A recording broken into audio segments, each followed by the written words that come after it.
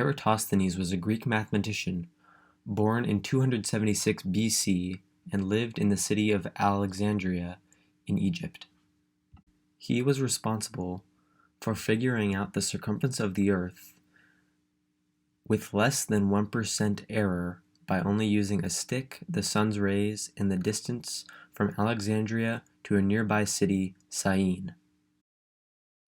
This map shows Alexandria, which is the city circled on the northern end of Egypt, and also Syene, which is on the southern end of Egypt. In this map, it's called Aswan, but back then it was called Syene.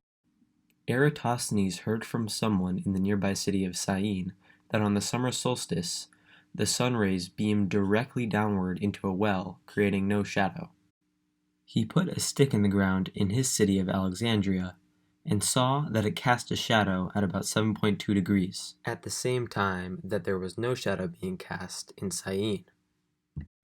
This angle measurement here represents the shadow. Eratosthenes needed to know the distance between Alexandria and Syene, so he hired somebody to pace the distance between the two cities. They came up with 800 kilometers. He then used his knowledge of parallel lines that the sun rays created to figure out that the arc measurement between the two cities was also 7.2 degrees. This model shows how he would have come to this conclusion. He uses alternate interior angles to figure out that the degree measure of the two cities with the center of the Earth is also 7.2 degrees.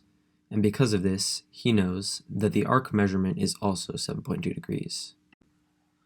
He knows that the arc measurement between the two cities is 7.2 degrees, because the arc measurement corresponds with the central angle, which is also 7.2 degrees. This is the angle that is made with the center of the Earth. Central angles equal their corresponding arc measurements. And one last important thing that he knows is that the measurement of a circle is always 360 degrees. Now, Eratosthenes knows three crucial steps that will get him to his answer. He knows that 1. The sun makes parallel rays, 2. The distance between the cities is 800 kilometers, and 3. The arc measurement between the cities is 7.2 degrees. He then can set up a very simple proportion with 7.2 over 360 equal to 800 kilometers over x kilometers, x being the full circumference of the Earth.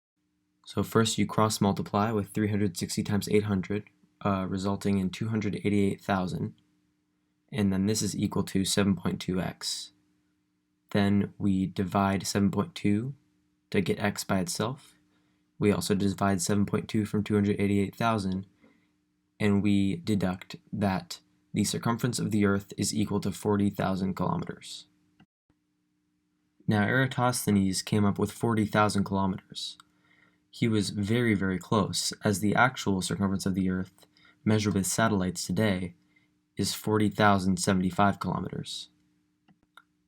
Thank you for listening, and I hope everything made sense. I know there are a lot of steps to it, so thank you for hanging in there.